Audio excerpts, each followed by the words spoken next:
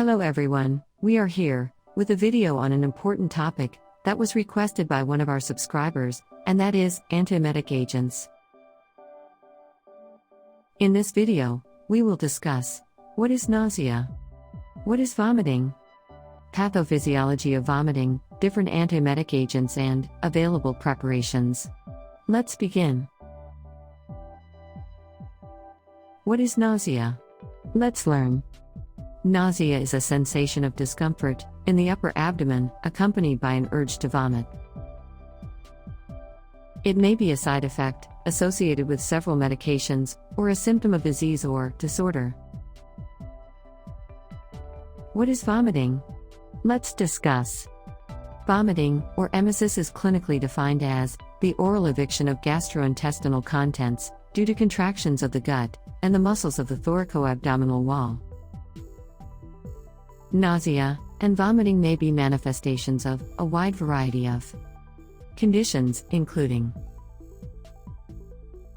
adverse effects from medications, systemic disorders or infections, pregnancy, vestibular dysfunction,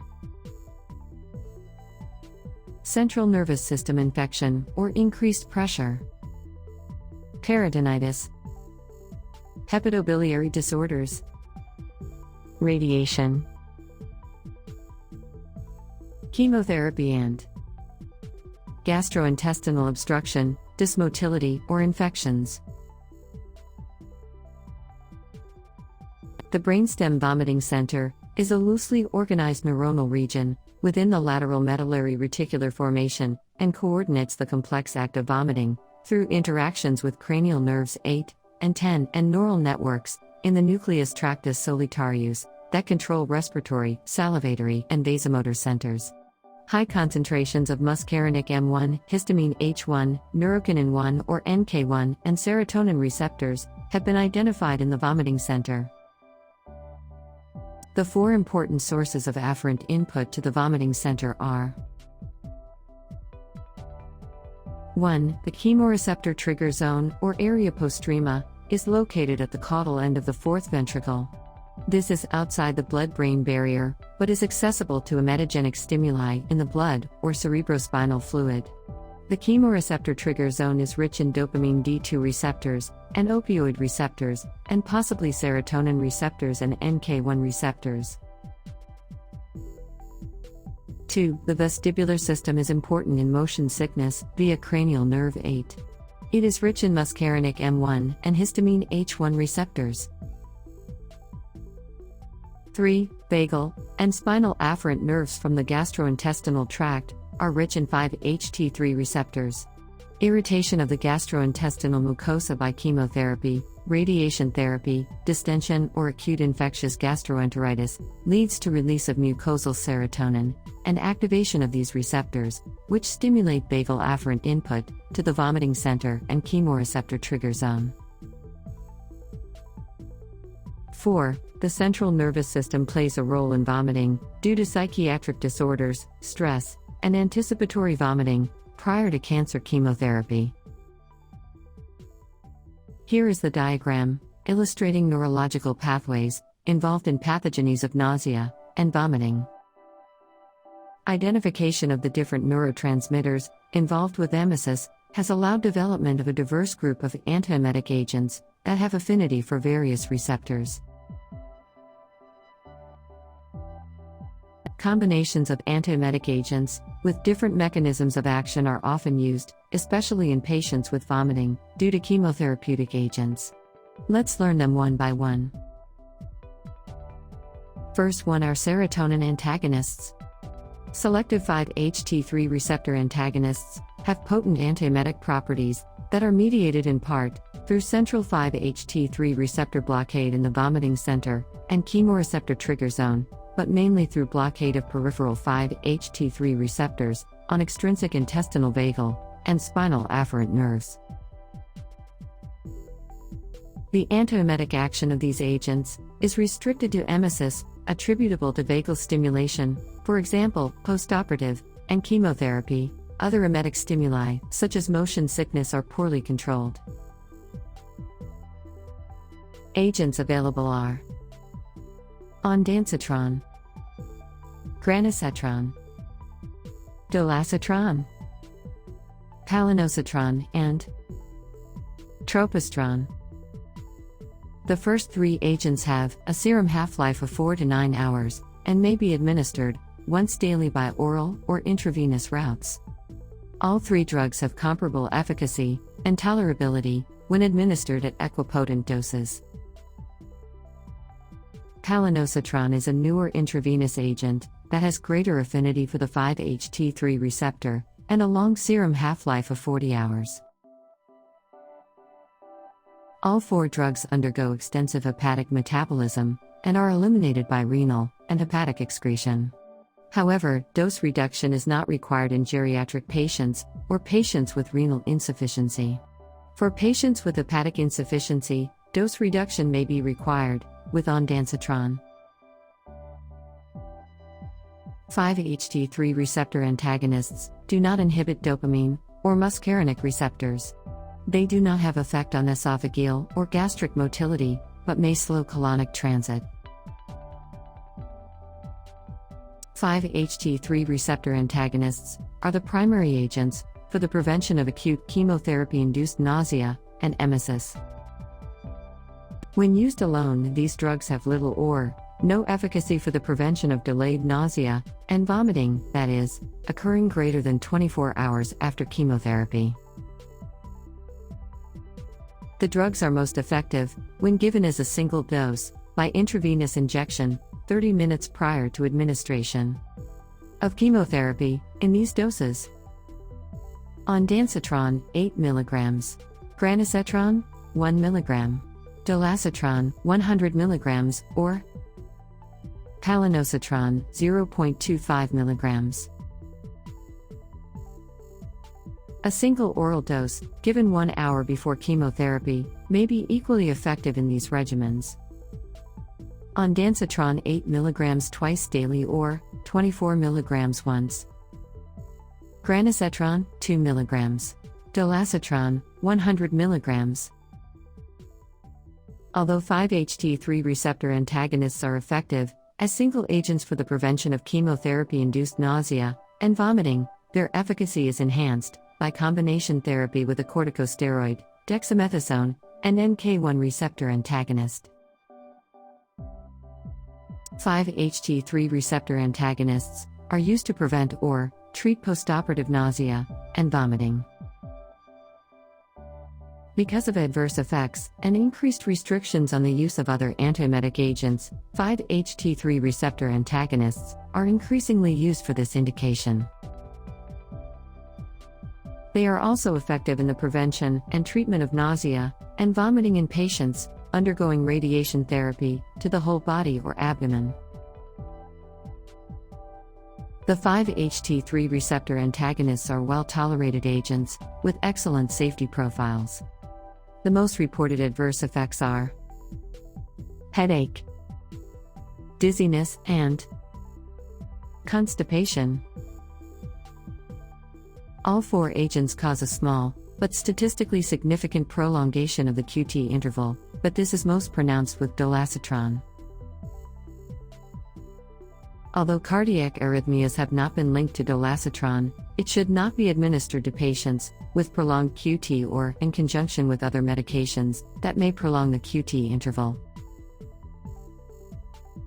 No significant drug interactions have been reported with 5-HT3 receptor antagonists. All four agents undergo some metabolism by the hepatic cytochrome P450 system, but they do not appear to affect the metabolism of other drugs. However, other drugs may reduce hepatic clearance of the 5-HT3 receptor antagonists, altering their half-life. Upcoming are corticosteroids. Corticosteroids, including dexamethasone and methylprednisolone, have antiemetic properties, but the basis for these effects is unknown. These agents appear to enhance the efficacy of 5-HT3 receptor antagonists for prevention of acute and delayed nausea and vomiting in patients receiving moderately to highly emetogenic chemotherapy regimens. Although several corticosteroids have been used, dexamethasone, 8 to 20 mg intravenously before chemotherapy, followed by 8 mg per day, orally for 2 to 4 days, is commonly administered. Next are neurokinin receptor antagonists. Neurokinin 1 or NK1 receptor antagonists have antiemetic properties that are mediated through central blockade in the area postrema. Aprepitant is an oral formulation. It is a highly selective NK1 receptor antagonist that crosses the blood-brain barrier and occupies brain NK1 receptors. It has no affinity for serotonin, dopamine, or corticosteroid receptors. The oral bioavailability of aprepitant is 65%, and the serum half-life is 12 hours. Aprepitant is metabolized by the liver, primarily by the CYP3A4 pathway. Fosaprepitant is an intravenous formulation that is converted within 30 minutes after infusion to aprepitant. Aprepitant is used in combination with 5-HT3 receptor antagonists and corticosteroids for the prevention of acute and delayed nausea and vomiting from highly emetogenic chemotherapeutic regimens. Combined therapy with aprepitant, a 5-HT3 receptor antagonist, and dexamethasone prevents acute emesis in 80 to 90% of patients, compared with less than 70% treated without aprepitant. Prevention of delayed emesis occurs in more than 70% of patients receiving combined therapy versus 30 to 50% treated without aprepitant. NK1 receptor antagonists may be administered for 3 days as oral aprepitant 125 mg or intravenous fosaprepitant 115 mg, given 1 hour before chemotherapy, followed by oral aprepitant 80 mg per day for 2 days after chemotherapy. Aprepitant may be associated with fatigue, dizziness, and diarrhea. The drug is metabolized by CYP3A4 and may inhibit the metabolism of other drugs metabolized by the CYP3A4 pathway. Several chemotherapeutic agents are metabolized by CYP3A4, including docetaxel, paclitaxel, etoposide, irinotecan, imatinib, vinblastine, and vincristine.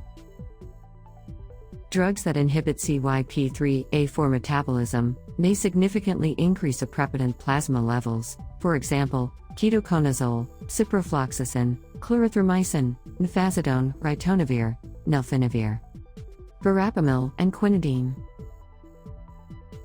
Aprepitant decreases the international normalized ratio or INR in patients taking warfarin.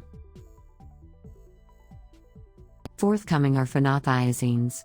Phenothiazines are antipsychotic agents that can be used for their potent antiemetic and sedative properties. The antiemetic properties of phenothiazines are mediated through inhibition of dopamine and muscarinic receptors. Sedative properties are due to their antihistamine activity. The agents most commonly used as antiemetics are prochlorperazine, promethazine, and thiethylperazine. Antipsychotic butyrophenones also possess antiemetic properties due to their central dopaminergic blockade. The main agent used is droperidol, which can be given by intramuscular or intravenous injection. In antiemetic doses, droperidol is extremely sedating.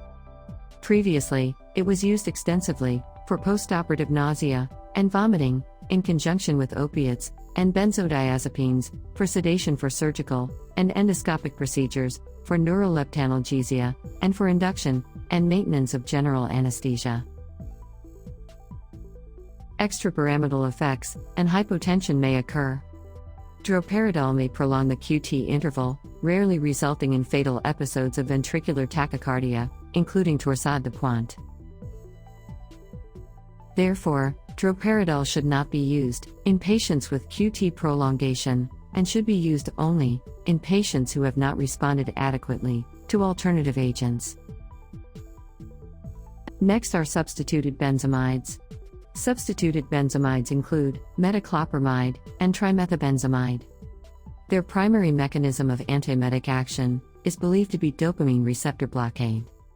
Trimethylbenzamide also has weak antihistaminic activity. For prevention and treatment of nausea and vomiting, metoclopramide may be given in the relatively high dosage of 10 to 20 mg orally or intravenously every 6 hours. The usual dose of trimethylbenzamide is 300 mg orally or 200 mg by intramuscular injection. The principal adverse effects of these central dopamine antagonists are extrapyramidal, including restlessness, dystonias, and Parkinsonian symptoms. Upcoming are H1 antihistamines and anticholinergic agents. As single agents, these drugs have weak antiemetic activity, although they are particularly useful for the prevention or treatment of motion sickness. Their use may be limited by dizziness, sedation, confusion, dry mouth, cycloplegia, and urinary retention. Diphenhydramine and one of its salts, dimenhydrinate, are first-generation histamine H1 antagonists that also have significant anticholinergic properties. Because of its sedating properties, diphenhydramine is commonly used, in conjunction with other antiemetics, for treatment of emesis due to chemotherapy. Meclizine is an H1 antihistaminic agent, with minimal anticholinergic properties, that also causes less sedation. It is used for the prevention of motion sickness and the treatment of vertigo due to labyrinth dysfunction. Hyoscine or scopolamine is a prototypic muscarinic receptor antagonist. It is one of the best agents for the prevention of motion sickness. However, it has a very high incidence of anticholinergic effects when given orally or parenterally. It is better tolerated as a transdermal patch. Benzodiazepines such as lorazepam or diazepam are used before the initiation of chemotherapy to reduce anticipatory vomiting or vomiting caused by anxiety. Next, we will discuss cannabinoids. Dronabinol is delta-9-tetrahydrocannabinol or THC, the major psychoactive chemical in marijuana. After oral ingestion, the drug is almost completely absorbed, but undergoes significant first-pass hepatic metabolism. Its metabolites are excreted slowly, over days to weeks, in the feces and urine. Like crude marijuana, dronabinol is a psychoactive agent that is used medically as an appetite stimulant and as an antiemetic, but the mechanisms for these effects are not understood. Because of the availability of more effective agents, dronabinol now is uncommonly used for the prevention of chemotherapy-induced nausea and vomiting. Combination therapy with phenothiazines provides synergistic antiemetic action and appears to attenuate the adverse effects of both agents. Dronabinol is usually administered in a dosage of 5 mg per meter square, just prior to chemotherapy, and every 2 to 4 hours as needed. Adverse effects include euphoria, dysphoria, sedation, hallucinations, dry mouth, and increased appetite. It has some autonomic effects that may result in tachycardia, conjunctival injection, and orthostatic hypotension. Dronabinol has no significant drug-drug interactions, but may potentiate the clinical effects of other psychoactive agents. Nabilone is a closely related THC analog. It is used to treat severe nausea and vomiting caused by cancer chemotherapy. It is only used when other medications are unable to control nausea and vomiting.